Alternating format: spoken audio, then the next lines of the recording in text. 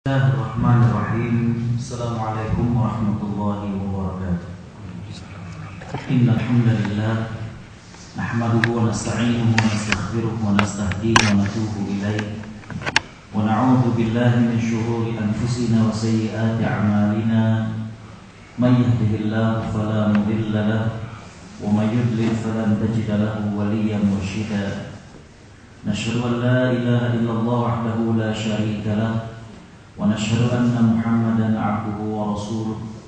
Allahumma shalli wa sallim wa barik ala nabiyyina Muhammad wa ala alihi wa sahbihi wa man sara ala nahjihi wa istanna bi sunnatihi ila yaumiddin wa ba'd. Hadirin hadirat shaimin dan shaimat yang dimuliakan Allah, puji dan syukur kita haturkan kehadirat Allah Subhanahu wa taala yang lagi-lagi memberikan kesempatan kepada kita satu hari yang baru untuk kita isi dengan catatan amal ibadah kepada Allah Subhanahu wa taala.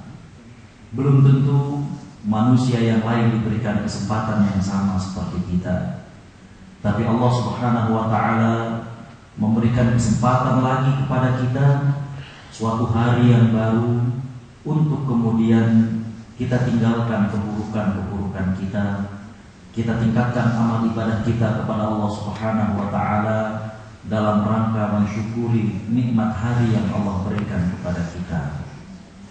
Bapak Ibu yang Allah Subhanahu wa taala rahmati,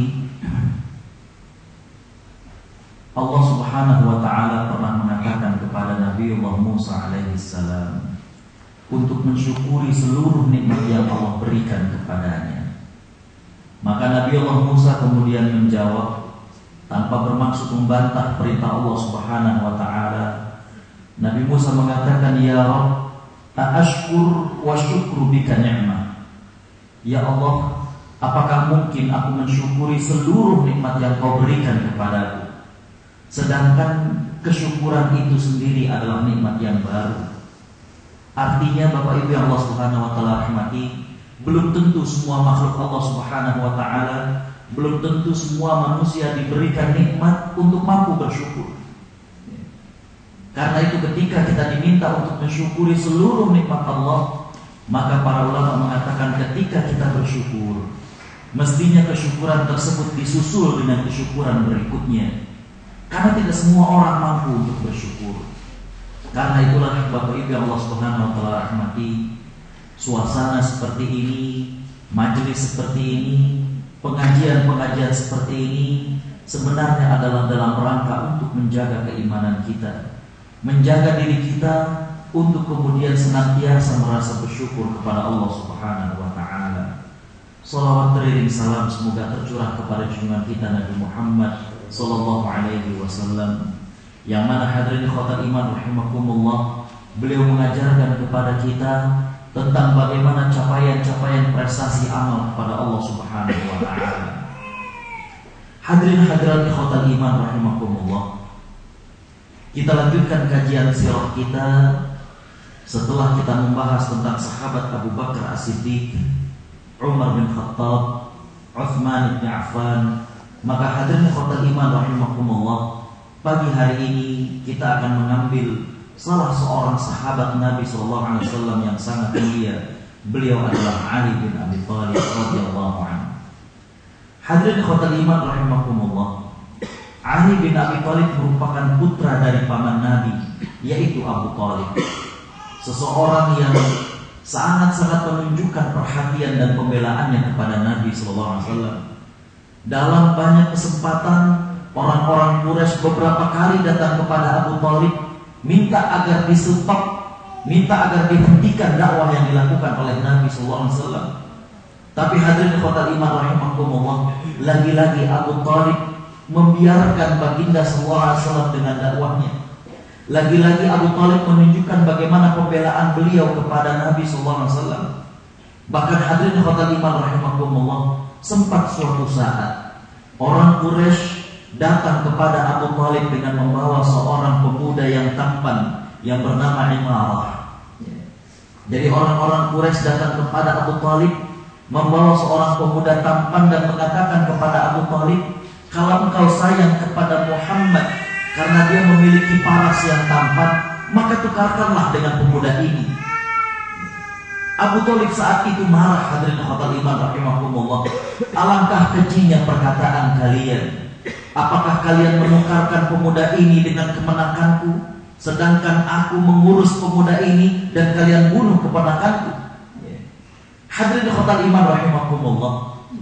Al-Imam Ibnu Katsir dalam kitab sirahnya, biasanya kita baca dalam kitab tafsirnya, beliau punya kitab sirah Al-Bidayah wan Nihayah. Hadirin khotul iman, beliau mengatakan disitulah keagungan daripada Abu Thalib, dan disitulah hikmah Allah Subhanahu wa Ta'ala, di mana Abu Thalib berada dalam posisi yang orang Quraisy tidak mampu menyentuh dirinya sama sekali. Bahkan orang Quraisy tidak mampu untuk kemudian menyentuh Nabi SAW. Mengapa demikian? Karena Abu Thalib di satu sisi masih dalam keadaan kafir, sehingga orang-orang Quraisy merasa bagaimana mungkin mereka menyakiti seseorang yang sama agamanya dengan mereka.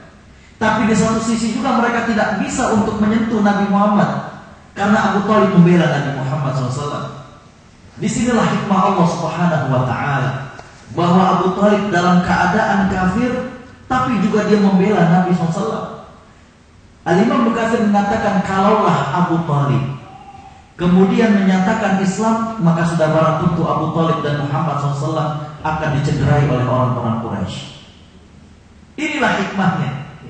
Karenanya hadirin khotul iman rahimakumullah, berbicara tentang hikmah, berbicara tentang segala keputusan Allah, maka hadirin khotul iman rahimakumullah, yakinlah semua yang Allah putuskan kepada kita itu adalah yang terbaik buat diri kita. Sering orang bertanya, kenapa Abu Thalib tidak beriman kepada Allah Subhanahu wa Ta'ala? Kenapa Abu Thalib tidak masuk Islam di tangan Nabi SAW? Ternyata di antara hikmahnya adalah Allah berkehendak bahwa Abu Thalib menjadi benteng dari Nabi SAW. Jadi dia dalam keadaan kafir, sehingga orang Quraisy sungkan untuk mencederai dirinya. Tapi di saat yang sama dia juga membela Nabi SAW. Itulah karenanya hadirin khotul iman rahimakumullah, Al-Imam Ibnu Katsir ingin mengatakan kepada kita, yakinilah semua yang Allah putuskan kepada kita pasti ada hikmahnya. Walaupun terkadang kita tidak mengetahui apa hikmah di sebalik itu. Hadirin khotul iman rahimakumullah, Ali bin Abi Thalib lahir dalam riwayat 25 tahun setelah Nabi SAW dilahirkan. Artinya hadirin khotul iman rahimakumullah, beliau lahir 25 tahun setelah Nabi. Dalam riwayat yang lain menyatakan bahwa beliau lahir setelah Nabi berumur 27 tahun. Artinya hadirin khotul iman, 23 tahun sebelum Nabi hijrah. Tapi yang terpenting hadirin khotul iman rahimakumullah, riwayat yang ketiga menyatakan bahwa Ali bin Abi Thalib pada saat Nabi hijrah umurnya 23 tahun. Berarti saat Nabi berumur 30 tahun baru kemudian Ali terlahir. Hadirin khotul iman rahimakumullah, pada saat Ali bin Abi Thalib terlahir, maka Nabi SAW dalam riwayatnya sudah menikah dengan Khadijah. Tadi saya katakan Ali bin Abi Thalib dalam riwayat yang pertama terlahir ketika Nabi berusia 25 tahun, berarti sudah menikah. Atau pandangan yang kedua, Nabi sudah berumur 27 tahun. Atau pandangan yang ketiga, maka Nabi SAW sudah berumur 30 tahun. Terlepas dari ketiga pendapat tersebut, maka hadirin khotul iman rahimakumullah, Nabi SAW ketika Ali bin Abi Thalib lahir, maka beliau sudah dalam keadaan menikah dengan Khadijah. Kelahiran Ali bin Abi Thalib membahagiakan Nabi SAW. Mengapa demikian? Karena Nabi SAW tidak memiliki putra yang sampai saat itu hidup. Seperti yang saya jelaskan sebelumnya, bahwa Nabi SAW sempat memiliki anak laki-laki dari Khadijah yang diberi nama Qasim. Tapi sayangnya Qasim meninggal masih dalam keadaan usia yang sangat-sangat kecil sekali. Adapun keempat putrinya, maka keempat-keempatnya kemudian hidup sampai kemudian mereka menemui baginda sallallahu alaihi wasallam dalam keadaan Nabi diutus menjadi seorang rasul. Dan keempat-empatnya beriman, yaitu Zainab, Ummu Kulthum, Ruqayyah, dan Fatimah radhiyallahu anhunna. Jadi dengan lahirnya Ali bin Abi Thalib membahagiakan diri Nabi sallallahu alaihi wasallam. Dari sekian anak gadisnya, maka hadirin khotul iman rahimakumullah, ada anak pamannya, berarti sepupu dari beliau, yang ini adalah seorang laki-laki. Dengan anak yang banyak yang dimiliki oleh Abu Thalib dan kehidupan yang sederhana, maka sudah barang tentu menjadikan Nabi sallallahu alaihi wasallam mampu untuk kemudian membantu Abu Thalib dengan apa yang beliau miliki setelah beliau menikah dengan Khadijah.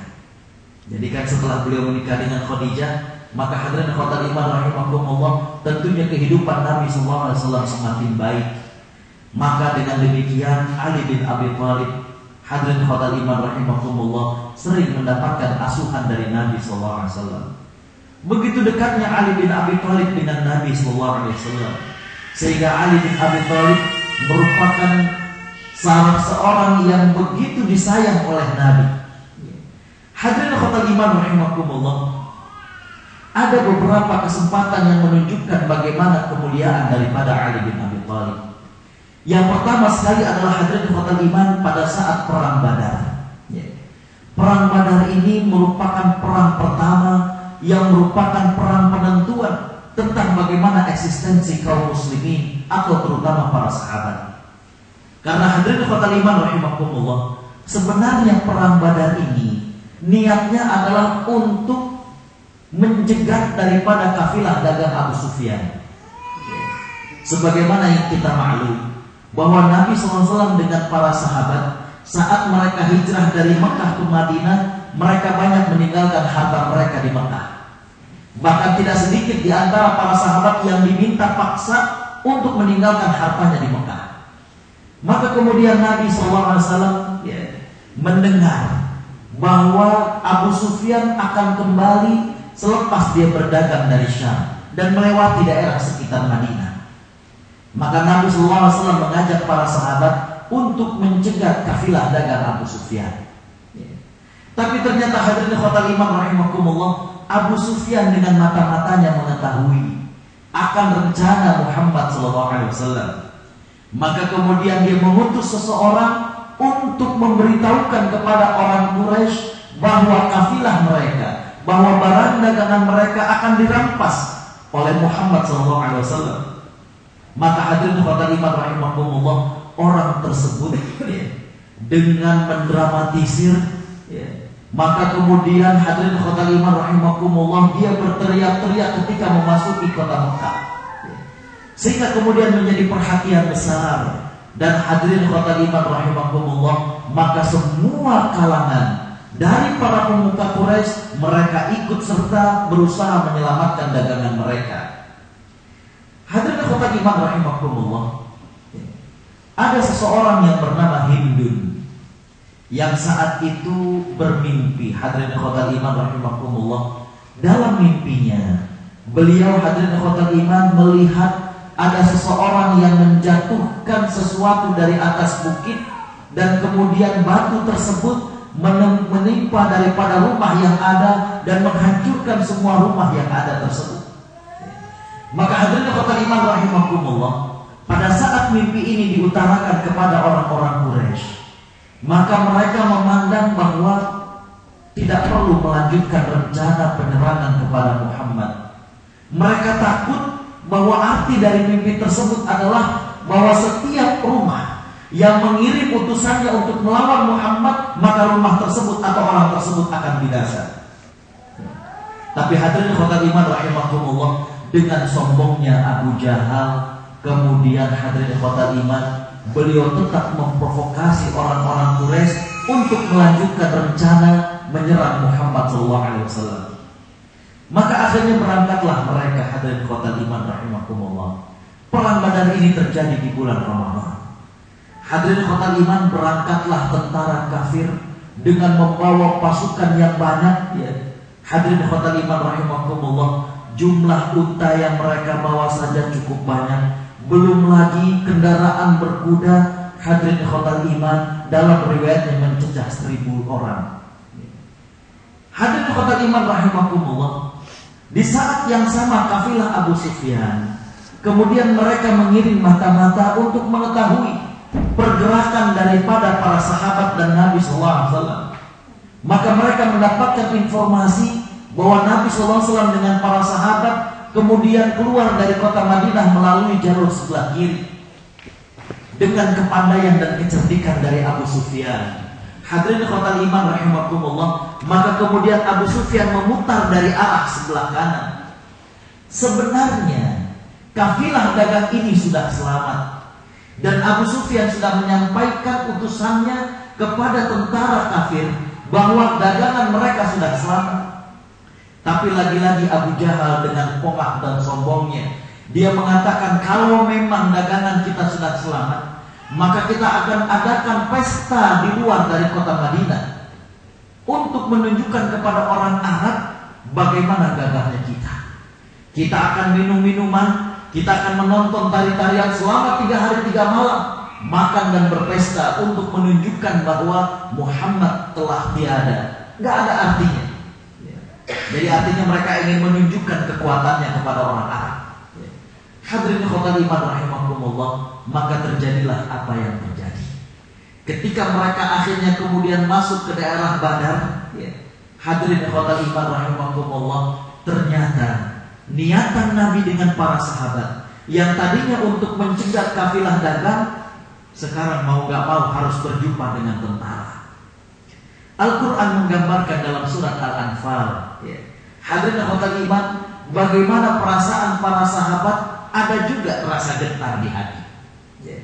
A'udzu billahi minasyaitonir rajim. Kama akhrajaka rabbuka min baitika bil haqq wa inna fariqan minal mu'minina lakarihun.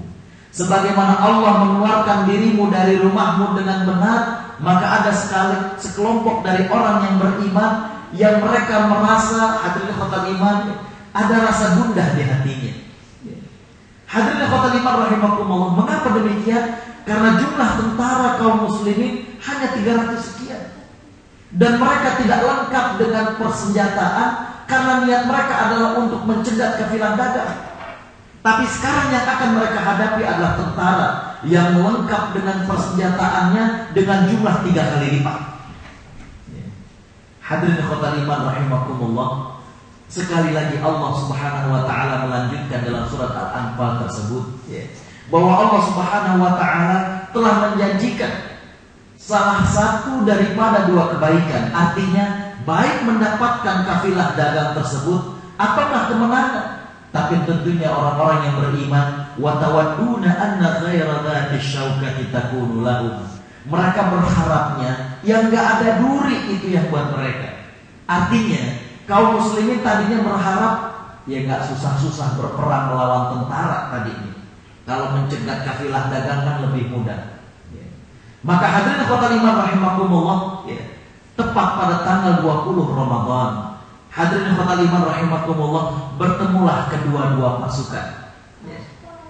Sebelum terjadinya peristiwa tersebut, hadirin ikhwatal iman, perlu diketahui bahwa Badar sudah di luar dari kota Madinah. Karenanya kalau kita haji atau umroh nggak bisa ke Badar, karena di paspor kita hanya dibenarkan mengunjungi Mekah, Madinah, dan Badar sudah di luar daripada kota Madinah. Makanya ketika Nabi SAW mengetahui bahwa kafilah dagang Abi Sufyan ini sudah bersembunyi di balik bukit dan yang ada adalah tentara, Nabi kemudian bertanya kepada para sahabat, apakah kita akan maju menghadapi mereka? Maka hadirin ikhwatal iman rahimakumullah, beberapa orang dari kalangan muhajirin berdiri dan mereka menyatakan kesetiaannya untuk terus melanjutkan berjumpa dengan tentara daripada orang Quraisy. Salah satu perkataan para sahabat muhajirin yang begitu dikenang dalam sejarah adalah perkataan Al-Miqdad. Hadirin ikhwatal iman rahimakumullah, beliau mengatakan kepada Nabi SAW, ya Rasulullah, lanjutkan, karena sesungguhnya kami bukanlah orang-orang Yahudi yang mengatakan kepada Nabi Musa, idhab anta wa rabbaka faqatila innaha huna qa'idun. Pergilah dirimu dan Tuhanmu berperang, kami akan duduk-duduk menunggu hasilnya di sini. Tapi kami adalah orang-orang yang beriman kepadamu dengan menyatakan idhab anta wa rabbuka faqatila inna ma'akuma muqatirun. Pergilah engkau dengan Tuhanmu untuk berperang, kami akan menyertai engkau dan Tuhanmu.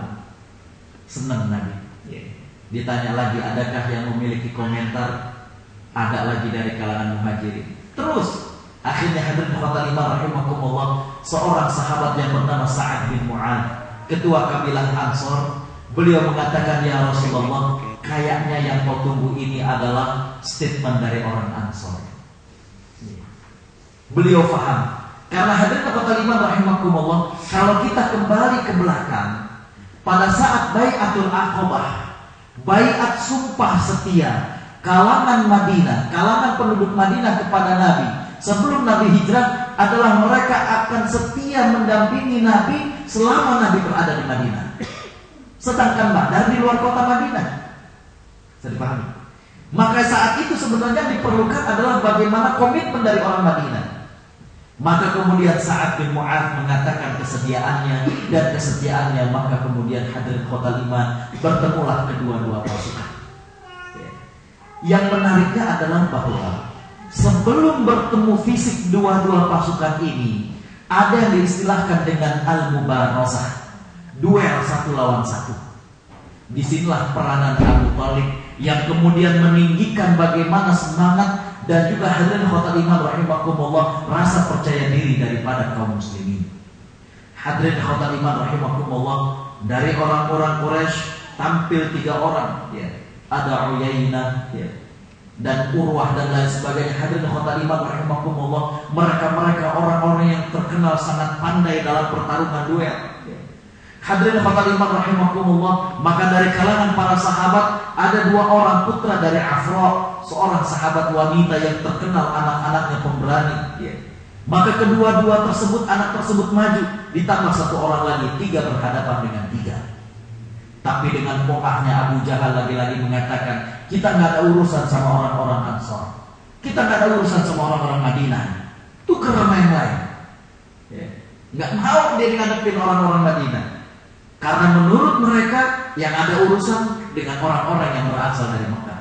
Saat itulah hadirin khotimah rahimakumullah tampil Hamzah bin Abdul Muttalib, Ali bin Abi Thalib, dan hadirin khotimah rahimakumullah seorang sahabat lainnya. Hadirin khotimah rahimakumullah, maka pada saat kali pertama Hamzah bertanding, Hamzah memenangkan dengan mudahnya. Yang kedua Ali bin Abi Thalib juga demikian. Hadirin khotimah rahimakumullah, sayangnya sahabat yang ketiga kemudian beliau terbunuh. Maka kemudian hadirin khotimah rahimakumullah, disinilah 2 berbanding 1. Hadirin khotimah rahimakumullah, inilah peranan Abu Thalib, peranan Ali bin Abi Thalib yang saat itu hadirin khotimah rahimakumullah umurnya masih sangat muda sekali, yaitu sekitar 25 tahun. Hadirin khotimah rahimakumullah, banyak lagi yang menunjukkan bagaimana kehebatan daripada Ali bin Abi Thalib. Hadirin khotimah rahimakumullah, peristiwa lanjutnya adalah pada saat perang yang berikutnya. Hadirin khotimah, ketika para sahabat dikepung dalam kejadian perang Khandaq. Jadi kaum musyrikin kalah dalam perang Badar, mereka kemudian kalah dalam 2 tahun berikutnya dalam perang Uhud. Maka hadirin khotimah rahimakumullah, mereka masih penasaran untuk bisa memenangkan peperangan. Maka hadirin khotimah rahimakumullah, sempat mereka menggalang tentara aliansi dari orang Arab sekitar Mekah. Mereka berusaha untuk menyerang Madinah. Maka hadirin khotimah rahimakumullah, itulah dikenal dengan perang Khandaq. Lagi-lagi hadirin khotimah rahimakumullah, Ali bin Abi Thalib dengan gagahnya beliau berada di garda terdepan. Hadirin khotimah rahimakumullah, perang Khandaq atau yang dikenal dengan perang Parit, sebenarnya tidak ada bentrokan fisik antara kaum muslimin dengan orang kafir, sehingga para ahli sirah mengatakan bahwa perang Khandaq ini lebih tepat disebut dengan perang urat saraf. Mengapa disebut perang urat saraf? Karena kondisi yang begitu mencekam. Hadirin khotimah rahimakumullah, perlu diketahui bahwa bentuk kota Madinah itu mirip seperti bulatan telur. Bagian belakang dari kota Madinah ini adalah perkampungan orang Yahudi, dan sebagian lagi adalah perkebunan kurma. Tentara yang menggunakan kuda sukar untuk menembus daripada perkampungan orang Yahudi. Mengapa demikian? Karena mereka sudah diikat dengan perjanjian. Mereka juga sulit untuk masuk lewat kebun kurma karena jarak satu pohon dengan pohon yang berikutnya itu sangat rapat, sehingga kalau mereka menerobos akan melukai daripada kudanya.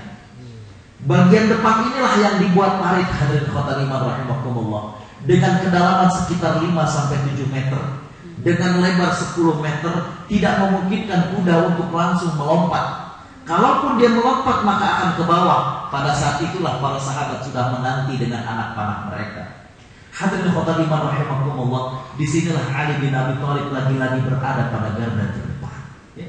Hadirin khotul iman rahimakumullah, bahkan yang menariknya adalah dalam salah satu peperangan, Nabi SAW mengatakan kepada para sahabat di malam hari, besok aku akan serahkan panji perang ini kepada seseorang yang Allah dan Rasulnya cinta kepada mereka.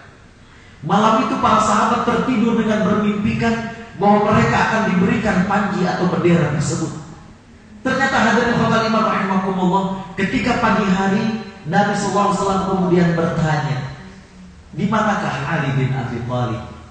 Ternyata Ali bin Abi Thalib dalam keadaan sakit.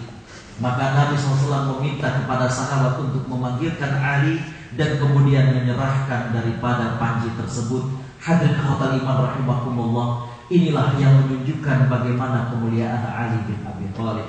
Bagaimana Nabi SAW menyatakan bendera ini akan diserahkan kepada orang yang Allah dan Rasulnya cinta kepada mereka. Hadirin khotul iman rahimakumullah, sayangnya Ali bin Abi Thalib, beliau menjadi khilafah, beliau menjadi khalifah setelah terbunuhnya Utsman bin Affan. Kondisi saat itu sudah penuh dengan fitnah. Al-Imam Muhammad bin Sirin, beliau meriwayatkan bahwa setelah terbunuhnya Utsman bin Affan, terjadilah pergolakan yang luar biasa dahsyat. Ada sebagian kalangan sahabat yang minta agar diprioritaskan mencari siapakah yang membunuh dari Utsman. Ada satu kelompok lagi yang minta agar segera dilakukan perbaikan ke pemerintahan. Jangan berkutat tentang masalah friksi dan konflik di sini. Itulah kondisi di mana hadirin khotul iman rahimakumullah, Ali bin Abi Thalib saat beliau dibaiat menjadi khalifah. Hadirin khotul iman rahimakumullah, kita sudah bercerita kemarin tentang Utsman bin Affan. Bagaimana orang-orang Khawarij yang membunuh Utsman bin Affan. Orang-orang yang dengan tega menyatakan kepada Utsman bin Affan bahwa Utsman bin Affan berlaku tidak amanah dan lain sebagainya. Makanya mereka memberontak dan mengepung rumah Utsman bin Affan dan kemudian menyetop suplai air untuk Utsman bin Affan. Sampai sembari kemarin kita cerita, Ammar bin Yasir sampai kemudian marah kepada mereka. Ammar bin Yasir mengingatkan, tidakkah kalian ingat Utsmanlah yang membeli sumur satu-satunya di kota Madinah. Bagaimana mungkin sekarang kita tahan airnya untuk diri dia? Hadirin khotul iman, kondisi itulah yang diwariskan. Keadaan konflik itulah, kondisi itulah yang terjadi pada saat Ali bin Abi Thalib menjadi khalifah. Karenanya hadirin khotul iman rahimakumullah, dalam masa 5 tahun kepemimpinan Ali bin Abi Thalib, kondisi sangat-sangat mendebarkan. Hadirin khotul iman rahimakumullah, dan lagi-lagi terjadilah friksi. Hadirin khotul iman, saya tidak ingin masuk lebih dalam tentang friksi ini. Kitab yang terbaik yang bercerita tentang ini adalah kitab Al-Awasim minal Qawasim, di mana sebenarnya terjadi salah faham. Itulah yang kemudian mengakibatkan terjadinya hadirin khotul iman apa yang disebut dengan perang Jamal, di mana Ali bin Abi Thalib di satu kubu dan kemudian hadirin khotul iman rahimakumullah Muawiyah di kubu yang lain. Maka hadirin khotul iman rahimakumullah, sebenarnya dari kalangan Muawiyah sudah terdesak. Maka Amr bin As yang menjadi penasehat daripada Muawiyah, dia kemudian mengatakan kepada Muawiyah, mari kita tusukkan pedang, kita tusukkan Al-Quran ke pedang kita, kemudian kita angkat sebagai tanda bahwa kita ingin tahkim, ingin arbitrase dengan Al-Quran. Kita ingin adanya rekonsiliasi dengan menggunakan Al-Quran. Hadirin khotul iman rahimakumullah, maka kemudian Muawiyah mendengarkan nasihat dari Amr bin As. Ditusuklah Quran dengan pedangnya dan diangkat. Hadirin khotal iman rahimakumullah, Ali bin Abi Thalib faham bahwa yang dimaksud daripada Muawiyah adalah bagaimana untuk berhenti perang tersebut. Dan kedua-dua pasukan kembali menjadikan Al-Quran sebagai penengah dari mereka. Tapi hadirin khotal iman rahimakumullah, lagi-lagi kalangan Khawarij, kalangan yang menurut Al-Imam Ibnu Taimiyah merupakan fitnah pertama dalam sejarah umat Islam, di mana mereka adalah orang-orang yang begitu mudah untuk mengkafirkan orang lain, yang begitu mudah menyalahkan orang lain. Maka hadirin khotal iman rahimakumullah, mereka tidak setuju dengan sikap yang diambil oleh Ali bin Abi Thalib. Ali bin Abi Thalib akhirnya menghentikan perang tersebut. Tapi hadirin khotal iman rahimakumullah, sekitar 12.000 dari kalangan Khawarij, mereka kemudian keluar dari barisan para pendukung Ali. Karena keluar inilah yang dalam bahasa Arab disebut kharaja, maka kemudian kelompok ini yang dikenal dengan Khawarij. Hadirin khotal iman rahimakumullah, mereka tidak suka dengan keputusan Ali bin Abi Thalib yang dianggapnya tidak jantan, yang dianggapnya tidak gagah. Kenapa mau dengan tipu daya daripada Muawiyah? Kekesalan mereka inilah yang kemudian hadirin khotal iman rahimakumullah, yang kemudian menjadikan diri mereka sampai tertutup kebenaran. Sampai hadirin khotal iman rahimakumullah, singkat ceritanya mereka inilah juga yang kemudian akhirnya membunuh Ali bin Abi Thalib. Hadirin khotal iman rahimakumullah, jauh-jauh hari sejak Nabi SAW masih hidup, ketika datang seseorang yang bernama Dzul Khuwaisirah, kemarin saya bercerita, di mana orang tersebut di hadapan Nabi dengan lancangnya mengatakan, berlaku adillah wahai Muhammad. Nabi mengatakan, adakah orang yang lebih adil dari diriku? Adakah keputusanku yang tidak adil? Maka ketika orang ini berlalu, Nabi SAW mengatakan, akan lahir dari keturunan dia orang-orang yang membaca Al-Quran tidak melewati dari tenggorokan mereka, yang sholatnya demikian baiknya, yang puasanya lebih baik daripada kalian. Tapi hadirin khotal iman rahimakumullah, tidak memberikan efek sama sekali kepada dirinya. Dari keturunan dialah yang kemudian lahir orang-orang yang disebut dengan Khawarij, di mana di antara pemahaman mereka mengkafirkan orang yang melakukan dosa besar. Mereka yang suudzon dan sering menyalahkan kepada muslim lainnya, sampai dalam hal ini tega dia menyalahkan Utsman dan mengakibatkan Utsman terbunuh, dan yang kedua mengakibatkan Ali bin Abi Thalib juga terbunuh. Hadirin khotal iman rahimakumullah, maka wafatlah Ali bin Abi Thalib. Hadirin khotal iman rahimakumullah, kembali sikap kegagahan Ali bin Abi Thalib masih dikenang oleh kita. Bagaimana kepiawaian beliau, bagaimana pembelaan beliau, hadirin khotal iman rahimakumullah, dan bagaimanakah beliau begitu menyayangi putri baginda sallallahu alaihi wasallam, yaitu Fatimah radhiyallahu anha. Karenanya hadirin khotal iman rahimakumullah, kita dapati bagaimana kehidupan yang harmonis antara Ali bin Abi Thalib dengan Fatimah radhiyallahu anha. Dan dari pernikahan beliau berdua, maka lahirlah putra kembar yang bernama Hasan dan Husain. Hadirin khotal iman rahimakumullah, yang merupakan putra-putra Ali bin Abi Thalib yang sangat disayang oleh baginda sallallahu alaihi wasallam. Hadirin khotal iman rahimakumullah, inilah Ali bin Abi Thalib yang mana beliau merupakan orang yang pertama kali beriman dari kalangan kanak-kanak. Jadi kalau kita ingat lagi hadirin khotal iman, usianya masih sangat muda ketika Nabi SAW menerima wahyu. Karenanya beliau dikenal sebagai orang yang pertama kali beriman dari kalangan kanak-kanak. Dengan kemuliaan beliau, keberanian beliau, pembelaan beliau, bahkan hadirin khotal iman rahimakumullah, dalam masalah tahkim, dalam masalah rekonsiliasi dengan Muawiyah, kita menunjukkan, kita melihat bagaimana Ali bin Abi Thalib sebenarnya hadirin khotal iman adalah orang yang sangat-sangat bijak, orang yang sangat-sangat pengertian. Beliau tidak memperdulikan bagaimana keadaan dirinya. Yang terpenting adalah beliau sebenarnya menginginkan persaudaraan itu kembali. Banyak ungkapan Ali bin Abi Thalib yang hadirin khotal iman rahimakumullah bisa kita petik pelajarannya. Di antaranya hadirin khotal iman rahimakumullah, Ali bin Abi Thalib mengatakan, ada beda antara ilmu dengan harta. Kata Ali bin Abi Thalib, kalau ilmu itu yahrusuka wal malu tahrusuhu.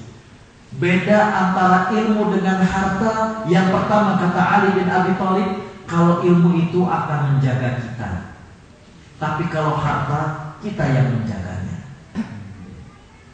Yang kedua kata Ali bin Abi Thalib, bedanya ilmu dengan harta adalah kalau harta kita berikan dia berkurang, tapi kalau ilmu kita berikan dia bertambah. Hadirin khotal iman rahimakumullah, inilah di antara ungkapan-ungkapan Ali bin Abi Thalib yang menunjukkan bagaimana hikmah yang luar biasa. Beliau dengan demikian menunjukkan betapa beliau memilih ilmu ketimbang harta. Karena tadi beliau mengatakan kalau yang namanya harta kita yang jaga. Kita punya benda-benda, kita punya harta, semakin dia bernilai, semakin bingung kita menjaga. Punya handphone yang semakin mahal, sempat naruh di jaket, bangkit dari sujud jatuh aja udah deg-degan, bopal apa enggak gitu. Ini bayar plat belum selesai. Jadi deg-degan. Jadi kalau ilmu, justru ilmu yang menjaga kita. Yang kedua, kalau harta kita kasih itu berkurang, tapi kalau ilmu kita kasih maka dia bertambah. Jadi dengan demikian beliau memesankan kepada kita, hadirin khotal iman rahimakumullah, marilah kita berbekalkan ilmu. Dan itu jugalah yang beliau wariskan kepada putranya Hasan dan Husain. Tidak banyak harta yang beliau wariskan, tapi yang beliau wariskan kepada Hasan dan Husain adalah bagaimana ilmu yang banyak beliau dapatkan dari baginda sallallahu alaihi wasallam. Hadirin khotal iman rahimakumullah, inilah orang keempat, sahabat keempat yang dikatakan sebagai al-mubasysyaruna bil jannah, orang-orang yang diberikan kabar gembira bahwa mereka akan masuk surga. Hadirin khotal iman rahimakumullah, sungguh tepat sebuah ungkapan yang selalu saya katakan, tasyabbahu birrijal in lam takun mithlahum inna tasyabbuha bil kirami kiram. Bercerminlah dengan orang yang mulia. Sekiranya kita tidak mampu seperti mereka, maka upaya mencontoh orang yang mulia itu sudah merupakan kemuliaan. Jadi hadirin khotal iman, kita sudah melihat bagaimana Abu Bakar As-Siddiq, kita sudah melihat bagaimana Umar bin Khattab, kita sudah melihat bagaimana Utsman bin Affan, kita sudah melihat bagaimana Ali bin Abi Thalib. Tepatlah yang mengatakan, hadirin khotal iman, bagaikan kita melihat bintang bintang, kepada siapakah kita mencontoh, maka kita bisa mengambil pelajaran.